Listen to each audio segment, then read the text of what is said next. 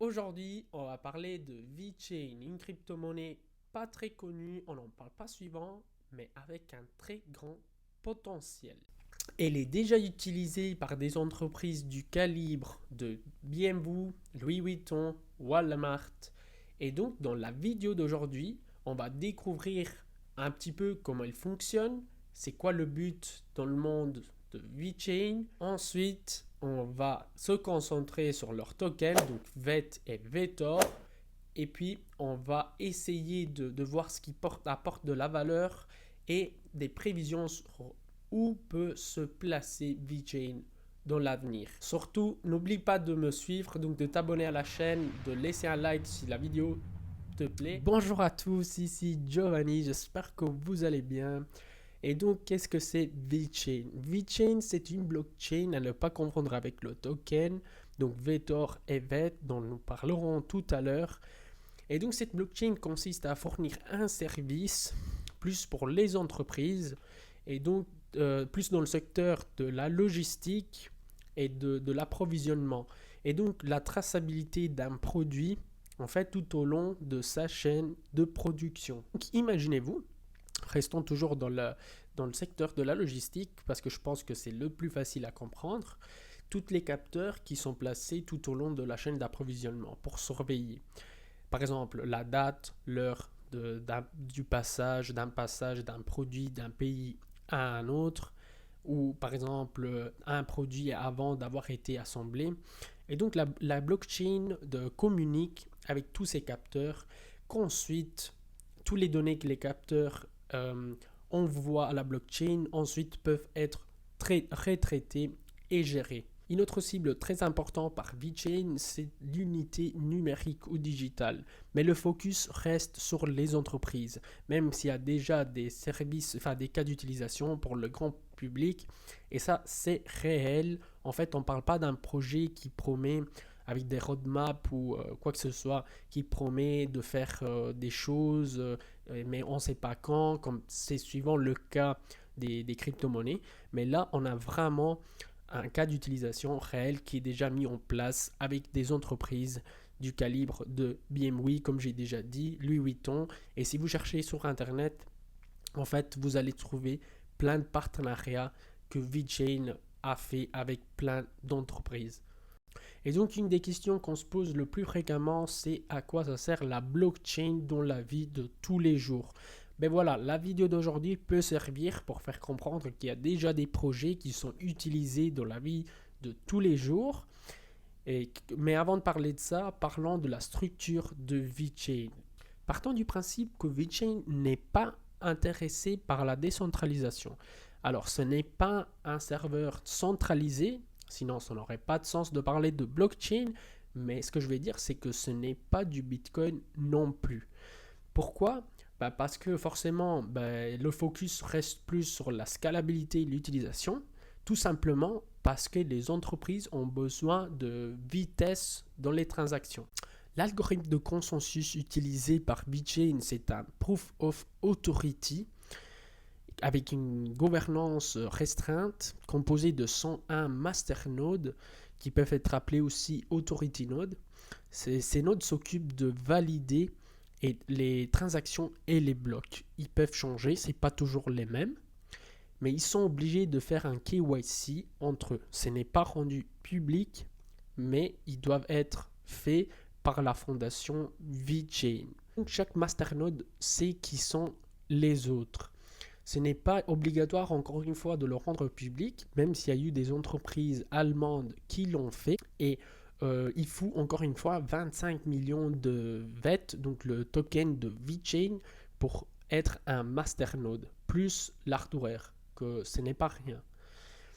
Ensuite, il y a aussi des autres types de nœuds. Ça s'appelle des nœuds économiques, mais il y en a aussi différents types entre eux. Et donc, je ne rentrerai pas dans le détail aujourd'hui parce que ce n'est pas le but de la vidéo. Le but de la vidéo, c'est d'expliquer juste la blockchain, comment fonctionne et c'est quoi le but de VeChain dans le monde. Et il faut savoir juste qu'il y a des nœuds un peu plus économiques, donc il faut 1 million de tokens et vous n'avez pas besoin de hardware, donc de machine. Vous pouvez juste le mettre sur un hardware, enfin un software wallet et mettre VET en staking et recevoir des Vectors en récompense. Vous pouvez aussi, avec les nœuds économiques, vous pouvez aussi avoir droit au vote, mais ce ne sera jamais le même de, des masternodes, donc ils vont avoir un impact plus important. L'exemple peut être le secteur alimentaire. Donc, de quoi il s'occupe VeChain dans le secteur alimentaire? C'est la traçabilité, la provenance et les certifications. Donc, je me souviens qu'il y a eu un cas en Italie dont VeChain et une société allemande ont fait un partenariat. C'était DNVJL, je pense. Si je la trouve, je vais mettre un lien ici en dessous.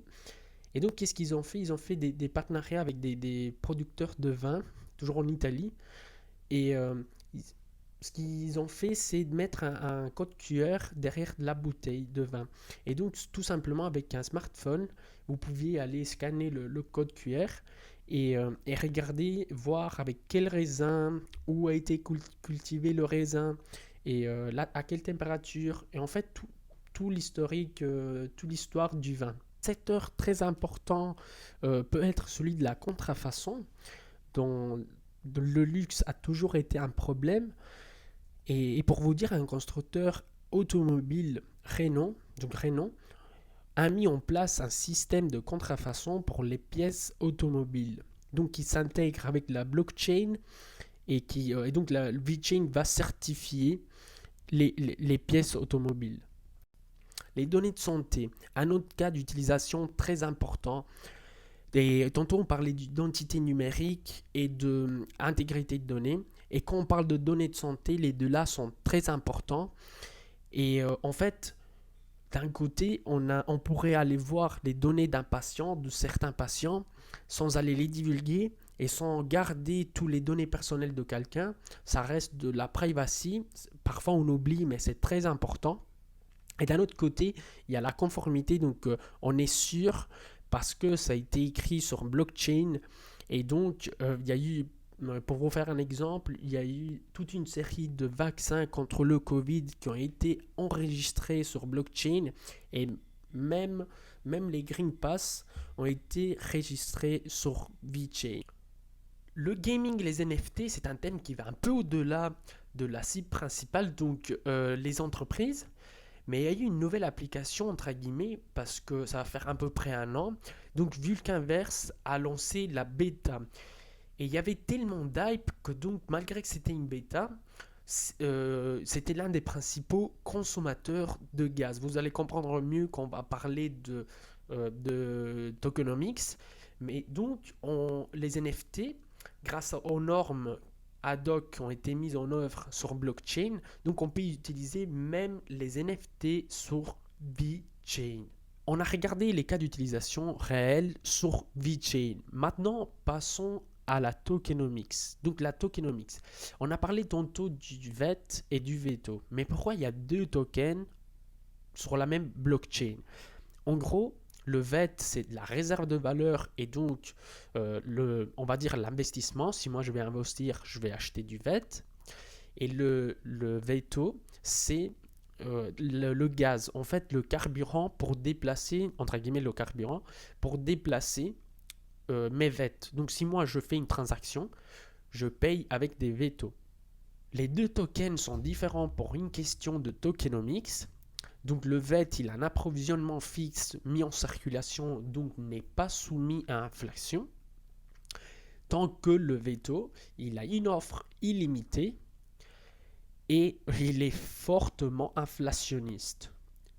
Pourquoi? Parce que la détention de VET produit du VETO tous les jours. En fait, si moi je garde le token VET, je vais recevoir des VETO en récompense que je peux utiliser pour déplacer mes VET. Et donc, les entreprises peuvent décider d'acheter du VETO sur le marché et pour l'utiliser pour les transactions, ou peuvent décider tout simplement de garder leur VET, leur token, pour générer du VETO et donc pouvoir ensuite déplacer faire leurs transactions gratuitement. Mais c'est une tokenomics intéressante parce que à chaque fois qu'on déplace des VET et donc on paye avec du veto, le veto vient détruit. Et ça provoque ça peut devenir au-dessus d'un certain montant, ça peut devenir déflationniste. Et ça, c'est très intéressant.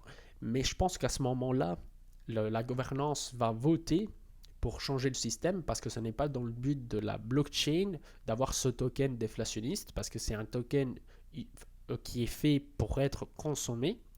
Mais ça reste intéressant parce que ça porte de la demande pour avoir du VET. Donc si moi je garde du VET, en fait je reçois des veto en retour et donc je peux déplacer, je peux faire mes transactions gratuitement. Mais le point fort de VeChain, ça reste l'intégration avec les principaux logiciels de gestion d'entreprise comme SAP, Oracle et les principaux logiciels de logistique. Grâce à un kit plug and play, en fait, adressé aux entreprises qui ne veulent même pas savoir c'est quoi une blockchain, ils veulent juste l'utiliser car ils savent qu'il y a des avantages. Le kit s'appelle Toolchain et donc grâce à ce kit, ils n'ont même pas besoin de configurer ou faire des choses. Et grâce à ça, leur système s'intègre d'une manière très simple à la blockchain de VeChain. Les amis, on arrive à la fin de cette vidéo. Je vais juste vous partager les plus gros utilisateurs de la blockchain. En premier, nous avons Walmart. Donc, ça reste le plus gros utilisateur dans le secteur de la logistique, de l'approvisionnement. En deuxième, nous avons la société allemande DNVGL, donc dans le risk management. Et je vous ai parlé de l'histoire avec le vin et tout en Italie. Donc, c'est eux. Le projet, si ça vous intéresse, ça s'appelle My Story. En troisième, nous avons le gaming, donc Vulcanverse. Et tout ça, c'est des consommateurs de gaz. Et donc, ça apporte de la demande pour VET. Donc, je voulais vous laisser avec ça. Pour moi, c'est une blockchain qui a de la valeur. La demande, ça se crée. Donc, on crée de la valeur, de la demande pour VET, pour le token. Ça, ce n'est pas des conseils en investissement, mais c'était juste une réflexion que je voulais faire avec vous. Et donc, vu les partenariats qu'ils font et qu'ils continuent à faire, vu comment ils travaillent, donc le team et tout ça, pour moi, c'est une blockchain qui a de la valeur. Et donc, qu'est-ce que vous en pensez? Est-ce que vous avez investi dans leur token? Est-ce que vous aimeriez bien le faire? Tout ce qui vous passe par la tête, vous pouvez l'écrire dans les commentaires. Et je vous laisse avec cette question, où vous voyez le prix de VET d'ici à 5 ans? Bonne soirée à tous, merci pour avoir regardé la vidéo et n'oubliez pas de vous inscrire et de mettre like si ça vous plaît.